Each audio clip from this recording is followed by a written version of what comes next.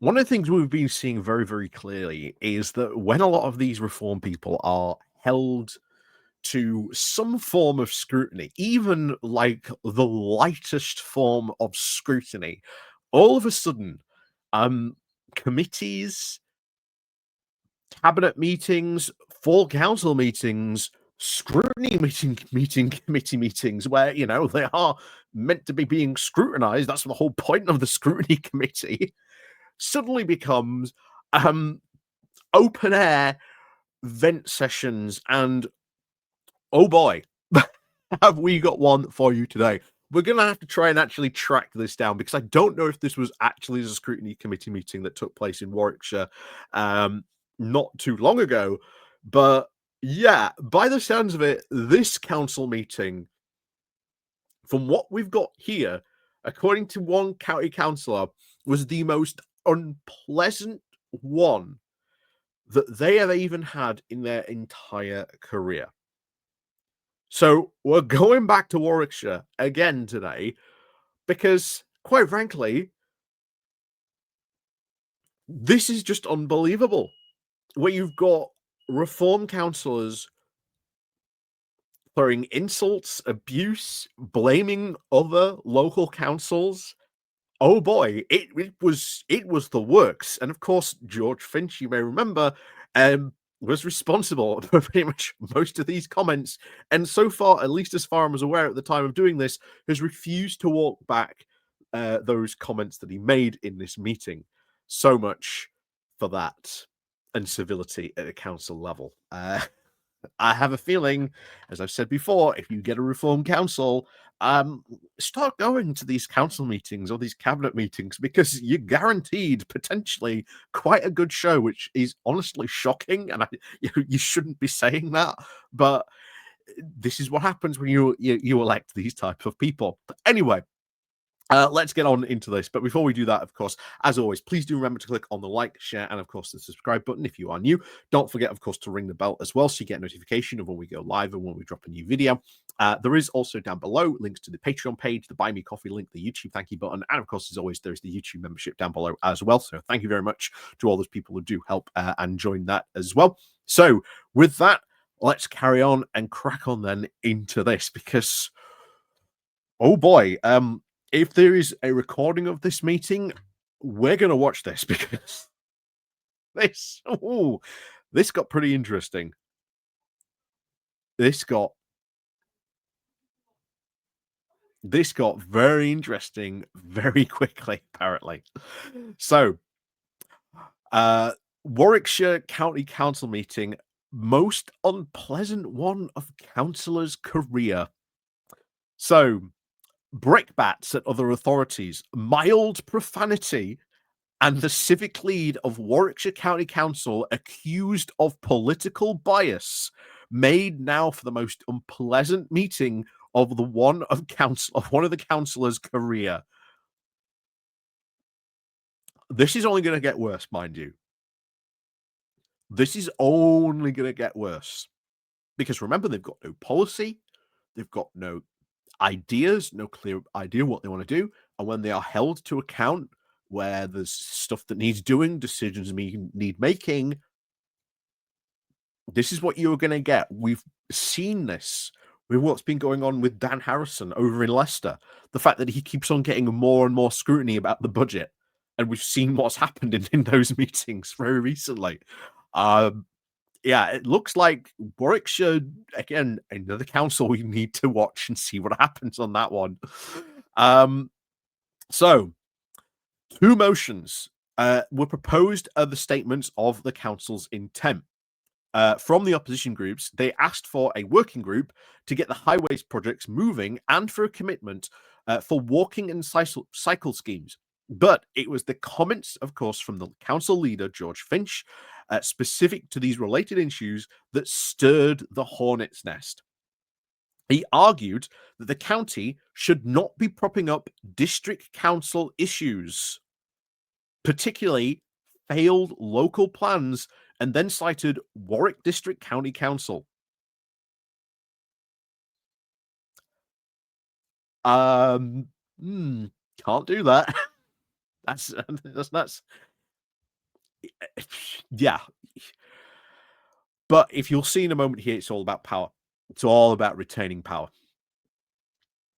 So, through even, of course, a slight chuckle, he claimed it is not fit for purpose anymore, with Reform UK colleague Councillor David Garland sat behind him, visibly laughing. He was questioned by another opposition councillors on the credibility of the county, particularly as the Highways Authority, not engaging, of course, with local plans, although there was now backing from the Conservative council lead, Councillor Adrian Warwick, and an opposition and an opponent of no Rugby Borough Council's emerging local plan on plans that are now deemed unsustainable and undeliverable. The wider, of course, district council comment was dubbed totally unfair by independent councillor Julie Fapp, I think that's how you say it, who, of course, sits on both. She said, "Please do not comment on something you know nothing about," she said. Labour's council leader, Sally Calder, sits on the Rugby Borough Council and, of course, the planning committee, and involved Councillor Finch now, and invited Councillor Finch to then attend a meeting. She said, "Comments like this will, of course, not encourage us to work together," he said. "I believe the leader should take his words back." This, again, is another example. Remember, we've seen this multiple times. Reform went in, bat swinging, saying, "We are going to be better than everyone else. We are great. We are wonderful. Those guys are all corrupt. They're all feathering their own nests," etc. They've now got in, and in some places where they are in the minority, where they need to be working with other councillors of different parties, and they are refusing to. And I have to wonder if that is orders coming from down London in that Reform office. You do not work with any other political party, especially if it's Labour. Would not surprise me if that was the case. Anyway, it continues. When, of course, that request was then rebuffed, Councillor Kardar said, "That is okay. I will sit for the rest now of the council today with a smiling face, but under protest." Councillor Jonathan Chilvers from the Green Party is also on the cabinet at Warwick District County Council and said that Councillor Finch's comments were now completely inaccurate and beneath the office of the leader of the council. If you look at the evidence, Warwickshire District Council's plans on its time and the budget, it is delivering the corporate strategy. It is lower bills and higher carbon, which is what the council is set out to do, he continued.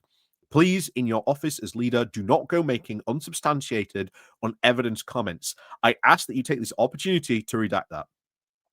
I don't know, by the way, if there is such things where we've got in Parliament where you've got to correct the record, where if it's you say basically is untrue or it's proved untrue, you've got to go back and you are allowed to correct the record. I don't know if that exists at a local council level as well on that front. This was, of course, supported by another district county councillor, Richard Dickinson, from the Lib Dems. He said Councillor Finch, of course, then later clarified what he meant, but then stopped short of a retraction. He said, "It is the local plans that are failing," he said. "I've spoken to the people, not just in Bedworth, but other areas like Rugby and Stratford. They just want a bit of hope from the councillors that are on the district as well. Hearing what the Conservative colleagues are saying, it shows that we need to do something different." Reform's amendment to, of course, keep things in the hands of the portfolio holder rather than, of course, influence now of a cross-party working group was, of course, voted through with the support of the Conservatives. So rather than going to a working group where you get more input from different people, different councillors, no, it's going to be kept in the hands of the portfolio holder. And I have to say this once again, on Warwickshire Council in particular, it seems to be a group of Conservatives who are constantly propping up reform. It really seems to be that every time we come back to these decisions where there is an opportunity to not, shall we say, put reform in power or at least moderate them or at least keep them under control in some sort of way, there does once again seem to be these very small group of Conservatives on that council who are doing this. And this is something else that we've warned about. You've got to keep an eye on this as well, because these Conservatives, at least in some cases, not all cases, bear in mind, do seem to be very, very much so reform enablers. Very, very much so. So it continues on here. The next motion, of course, threw up, of course, Councillor Finch's plan to scrap active travel projects, particularly, of course, cycle lanes. They are already now funded by the central government, stating that we are bound that the money we will now bounce that money back to the national government, and they can work on other things. He said that such works would now eventually destroy our town centres, describing cycle lanes as bogus. I've never heard of a cycle lane doing that. Cycle lanes are not bogus. They can actually improve traffic flow quite a bit. They improve cyclist safety. You know, there are enough reasons to have them. Not only that, but you get more people onto bikes wanting to travel and do that type of thing, which is again good for everyone. But of course, Reform UK. But even then, it's not even their money they are spending. It's central government going, oh, you want to do active travel plans? You want cycle lanes? Here you go. Go and do it. Nah, we're not going to. Not the first time, bear in mind. We are seeing Reform go, oh, well, that's coming from money from the current Labour government. Nah, we're not going to do that. Yeah. Not the first time we're hearing about that either. So where are we? It was, of course, questioned whether he was actually serious about giving up the allocated cash, as it is unlikely, probably impossible for the council to get that back now for other things. Which again is true. Councils, there is again allocated pots of money. Councils bid for that particular pot of money, and you've got to sort of use it for that type of project. If you don't end up using that for that type of project, you can't then just put that money into something else. Just, again, it's not how it works. But Reform, not knowing how local government works, shock horror. The Liberal Democrat leader for the Liberal Democrat deputy leader, councillor Sarah Board, did, of course, point out the very strict definitions between the capital spend on physical items and, of course, revenue funding, which is then spent on services. Saying, I've had to sit here all morning listening to this gibberish from the other side of the room, she said. What are the Tories going to do? Vote for it? Are you?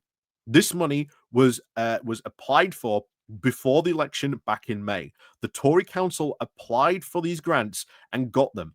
Presumably, you are now going to vote against it, like you've been doing all day. Reform's friends, Reform's lapdogs. What do Reform say? And that, honestly, is even worse.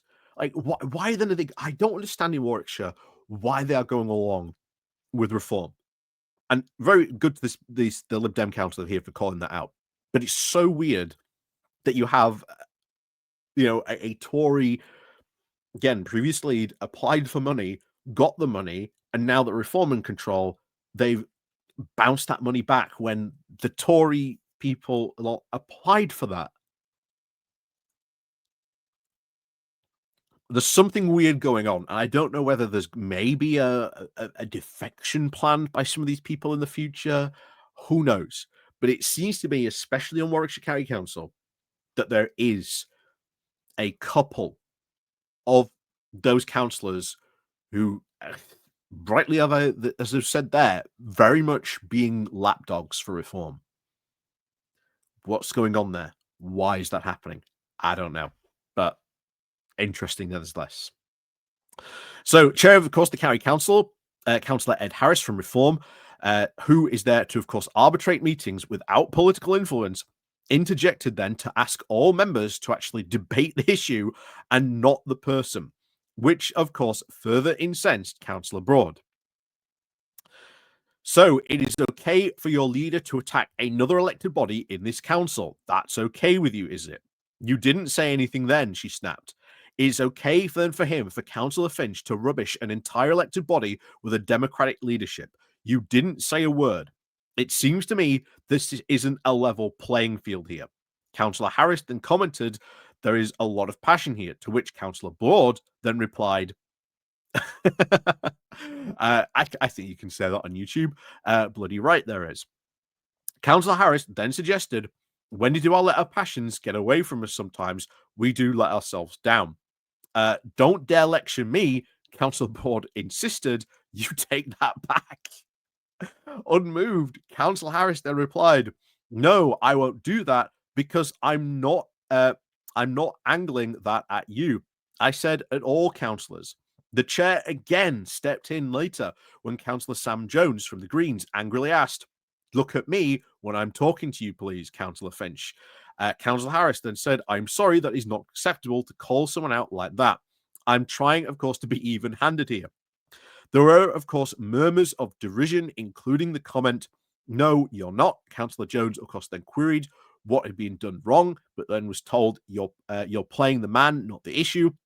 Eventually, of course, the Conservatives even stepped in to suggest an adjournment and of course, and after a behind closed doors negotiating between the group leaders, all parties got again behind a much, of course, changed motion and committed to, of course, being a full list of now planned works and the next meeting, of which now will be the cost benefit analysis for then each. Later, Councillor Warwick then called for all to now dial down the rhetoric. Today has possibly been the most unpleasant council meeting I've ever sat in, and I don't think that is necessary, he said. We're going to have to all start trying. It is going to be difficult. As we've just said, not in the leader's office, ideologies are now going to collide.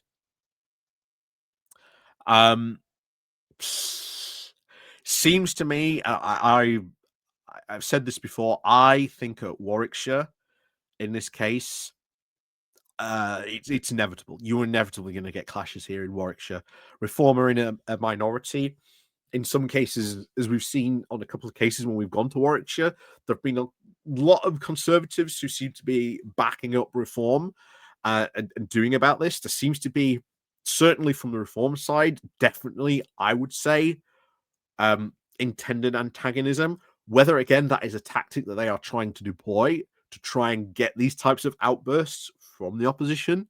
The opposition, I would definitely suggest to the opposition, you've got to be careful because they want that soundbite, they want that footage. It supports them, not you. But be careful. Be careful. They are, I believe, in some cases, deliberately trying to bait people on that one. Very, very much so, I think, on Warwickshire. But let me know what you guys think about this, because that meeting sounds pretty wild, quite frankly, when all that stuff went down. But this is going to happen, I think, more and more and more, because the more they will get scrutiny, the more they get held to the decisions, the more, of course, they follow their ideological bent, the more they follow those orders and the diktats from that London office, the more things like this are going to happen, inevitably. So this won't become an odd occurrence as it is now happening, but it is now starting to become more regular. And that is very, very obvious. Not just in here in Warwickshire, but in Leicestershire, in Nottinghamshire. We are seeing this happen across all these Reform councils. And I think there is a deliberate move by Reform UK to try and do that and to try and engineer that deliberately so. So, as always, let me know what you think down below. And of course, as always, we'll see you all next time.